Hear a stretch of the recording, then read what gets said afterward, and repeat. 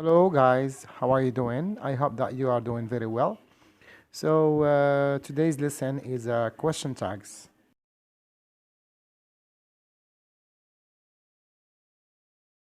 So when it comes to have normal question, look at the example, are you hungry? So the question changed to statements with question tags. You are hungry, aren't you?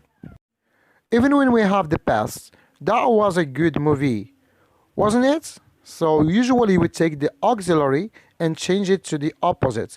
If it is positive, change it to negative.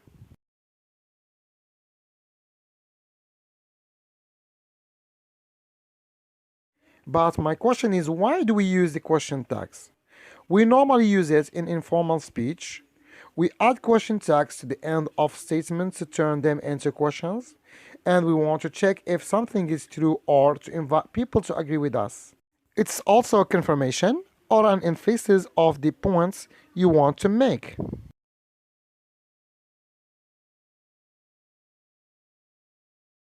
Again, here we have some rules of question tags. Positive verbs, negative verbs, and vice versa. Verbs without auxiliaries. Sentences that start with I am. Commands and sentences that start with let's. And the intonation.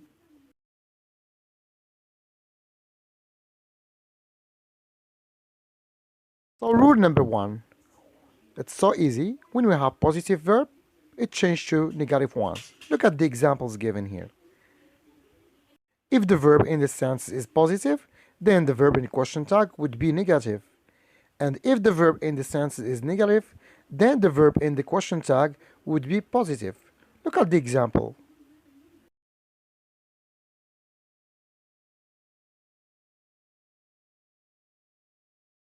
Rule number two, verbs without auxiliaries.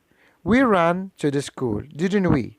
So here, we must highlight that the verb in the past, that's the reason why we use did. So, if the main part of the sentence has a verb but does not have an auxiliary verb, then the question tag will use an appropriate form of do. Do or don't, did or didn't.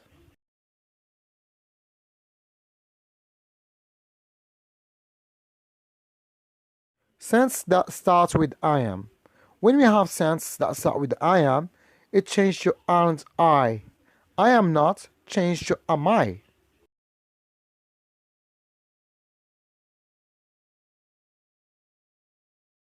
Commands. This is used when you command someone to do something. Look at the example. Close the door, will you? So when it comes to command, we use will, you.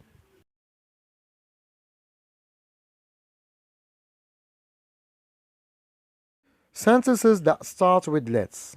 If a sentence starts with let's, the question tag will always be shall we. Look at the example here. Let's go dancing, shall we?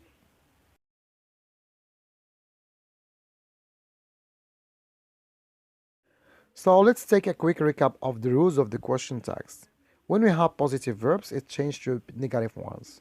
When we have verb without auxiliaries, we must choose the appropriate auxiliary. When we have sense that starts with I am, it changed to am I. Commands, we have to say will you. When we have sense that start with let's, it's changed to shall we.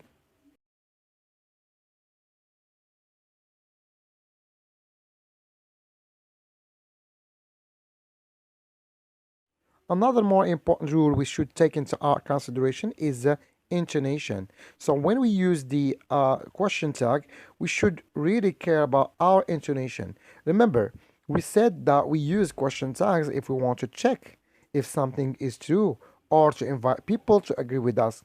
So this is where intonation comes in.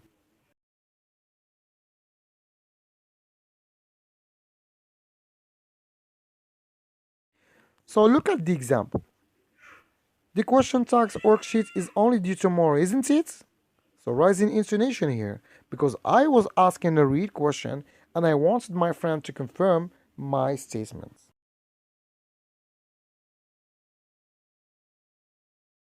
That was a great dessert, wasn't it? Falling intonation here, because I already know the answer that my friend is going to give.